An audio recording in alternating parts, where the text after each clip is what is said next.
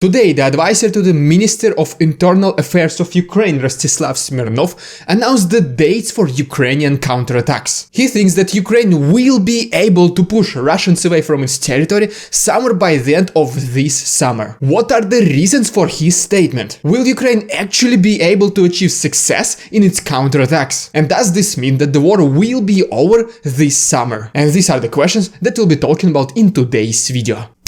What's up, investors, Emerald IL-13 and people of Reddit, it's the Russian dude, and this is your daily update on the Russian-Ukrainian war as of Wednesday, May 18th. You can see the main events of the day to my right, along with the timestamps. Today we have one of the first official acknowledgements by the Ukrainian government that Ukrainian forces are getting ready to launch counteroffensive against Russia this summer. I'm talking here about the advisor to the Ministry of Internal Affairs of Ukraine, Rostislav Smirnov. He said that at this very moment Ukraine is accumulating Western offensive weapons, which later they will be using to launch counteroffensive against Russians. But if you've been following my channel for the last couple of weeks, you already knew that this was coming. The advisor to the President of Ukraine, Alexei Arestovich, was one of the first people of Ukraine who mentioned this. This was also basically his exact words, that at this moment Ukraine is simply accumulating weapons and not letting Russians to advance. And now we can already see that this idea becomes the official statement of entire country of Ukraine. If you also remember, last week on May 9th, the president of the US, Joe Biden, signed the Lend-Lease Act to support Ukraine, which basically means that the US will be able to send weapons to Ukraine much faster and much cheaper. In addition to that, several Western countries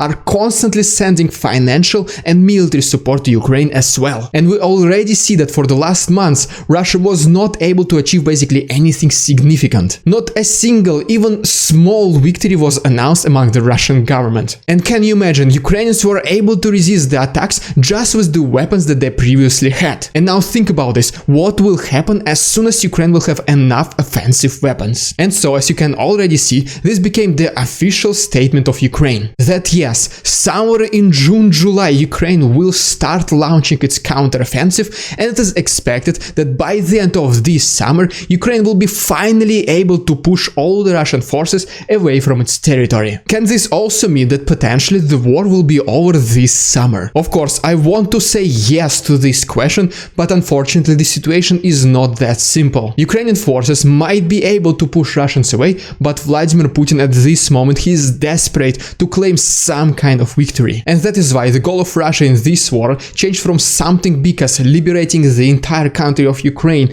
or preventing NATO from spreading to just liberating one small region of Lugansk. So basically every couple of weeks this goal has been becoming smaller and smaller, and eventually I will not be surprised if the final goal will be to just liberate one city. But because of this desperation that Putin wants to present at least something to his people, he might do something unthinkable. And I really hope that this does not involve using nuclear weapons, but what I think it means that Russia will concentrate all of its firepower in one small region of Ukraine, which means that this region will be completely destroyed, but Russian propaganda will present it as it is fully liberated. And by the way, if you like this style of daily news reporting, feel free to like this video and subscribe to my channel. Also, please make sure to check the link in the description if you wish to receive additional content, such as daily Zoom calls and Q&A sessions. All the proceeds will be donated to Ukraine at the end of each month. Thanks so much, and let's continue. Today, the president of Belarus, Alexander Lukashenko, signed a new law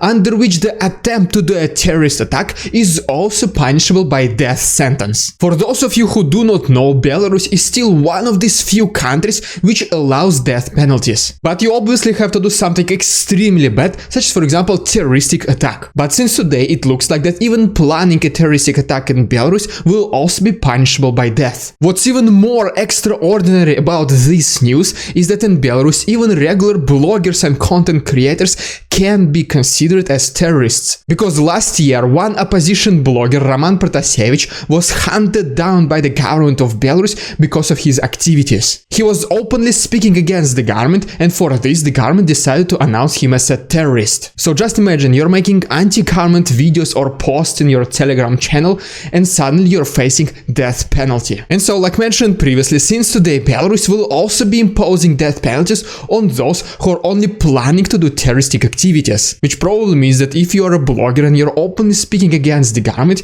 you can most likely fall fall under this category. And it looks like that at this very moment the government of Russia is like, that's pretty good law you have there, Belarus. On this map presented to us by the Defense Intelligence of the United Kingdom, we can see the current condition of the war, and as always the main combat action is concentrated in the east and south of the country. It is worth noting that Ukrainian forces were able to completely liberate the region of Kharkiv, and in addition to that they are making significant progress in liberating the south of the country. And at the same time Russia is still concentrating the majority of its forces in the east of the country, because according to Russian side their main goal at this very moment will be to focus on liberating the east of the country, specifically the region of Lugansk. As of today, 959 people were rescued from the Azov-style factory from Mariupol. This factory is the last territory of the city of Mariupol, which is still not under control of the Russian army. And for this reason, for the last couple of months, Russian forces have been actively bombing this territory. It looks like that they just wanted to have full control over this city so that the Russian government can announce some kind of victory. But a couple of weeks ago, civilians started to be rescued. And yesterday, injured soldiers of Azov battalion started to be evacuated as well. Russian side says that these soldiers will be the prisoners of war of Russia. And at the same time, Ukrainian side acknowledges that these soldiers were simply rescued. And eventually, they will be exchanged for the prisoners of war of Russia. But recently, the parliament of Russia decided to propose a law to recognize these soldiers from Azov battalion to be terrorists, which basically means that they cannot be exchanged and they should be prosecuted. But at the same time, the main goal of both sides is to remove all the remaining people from this territory. The position of Ukraine is pretty understandable. They just want to save their heroes. But Russian side wants to remove everyone from this factory so that Russian forces can take control of their factory as well. And because of this, they will finally be able to announce some kind of victory. But at the same time, the head of Donetsk region, Denis Pushilin, says that as soon as there is no more people on the territory of this factory, Russian forces must completely destroy factory. And its replacement, they should build something like a parking lot. But many people are very skeptical about this idea about complete destruction of the factory, because this factory still have many reservoirs of concentrated hydrogen sulfide, which according to them, if these chemicals go inside Azov Sea, this can completely kill the flora and fauna of the entire region. The Deputy Prime Minister of Russia, Marat Husnulin, mentioned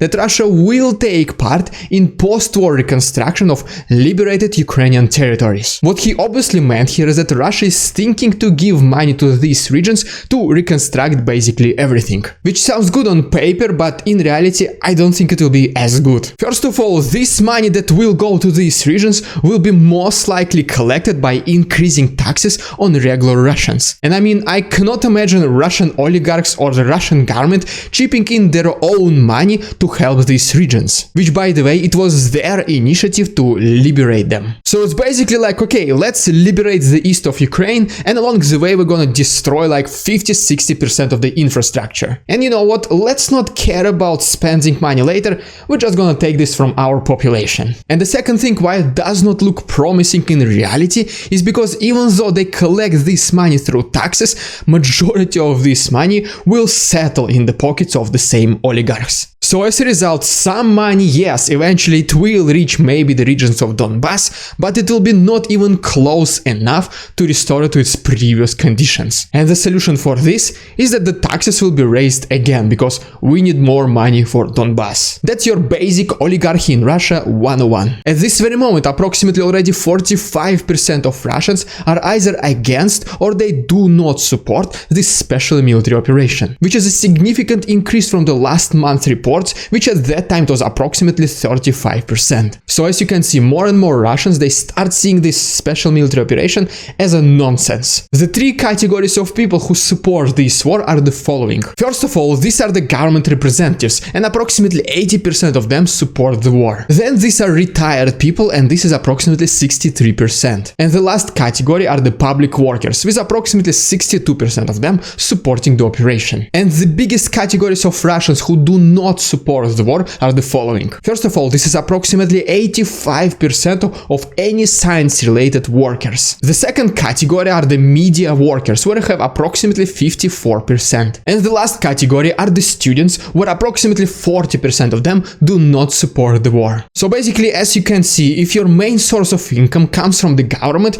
you're kind of forced to support the war. But if you're, let's say so, a smart person, and especially if you're a younger generation, then you'll be most likely against the war. Today, on Wednesday, May 18th, as expected, both countries of Finland and Sweden officially submitted their applications to join the NATO. Which means that at this very moment, Russia has officially failed in at least one of its main goals, which is to prevent the spread of NATO. And at the same time, the president of Turkey, Recep Erdogan, was trying to block this decision to accept these two countries into NATO. If you remember from my yesterday's video, Turkey was presenting its demands in case NATO wants to have yes from the country of Turkey to accept these new two countries, Sweden and Finland. And these two main requirements were as following. The first requirement was that Turkey was asking Finland and Sweden to recognize the Kurdistan Workers' Party to be a terroristic organization, which, as you might imagine, Turkey has a very big problem with. And the second requirement was to desanction the military sector of Turkish economy. And until these requirements are not met,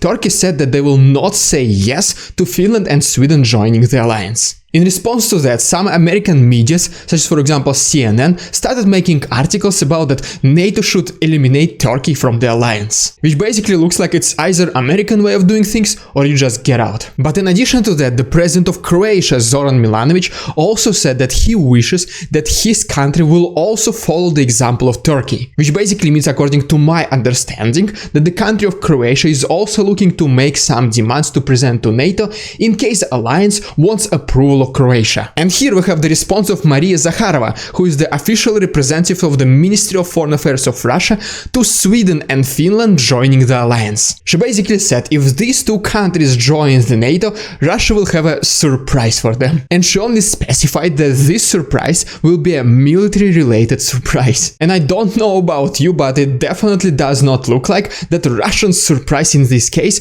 will be gifting Finland and Sweden Russian tanks. The reason is kind of funny because this is not the first and I'm sure not the last time Russia is threatening other countries. But as a result, none of these threats almost ever come to life. The president of Moldova, Maya Sandu, says that the presence of Russian forces in Prидnestrovia or Transnistria region breaks the neutrality of Moldova. If you might remember from my previous week reports, at this very moment there are also Russian forces in this Pridnestrovia region, which is located exactly in between the countries of Moldova and Ukraine. Pridnestrovia is basically the Donbass of Moldova. This is this small region where there are predominantly Russian speakers. And Russian side claims that Moldovans, they humiliate these people. So because of this, just like with Ukraine, Russia is again thinking about liberating this Pridnestrovia. I mean, wow, if you just listen to Russian government, it feels like Russia is the savior of everyone. And so basically, yes, at this very moment there are Russian forces in Pridnestrovia region and Moldova is being extremely careful about what it's doing there. But at the same time, Ukraine said that in case the Russian forces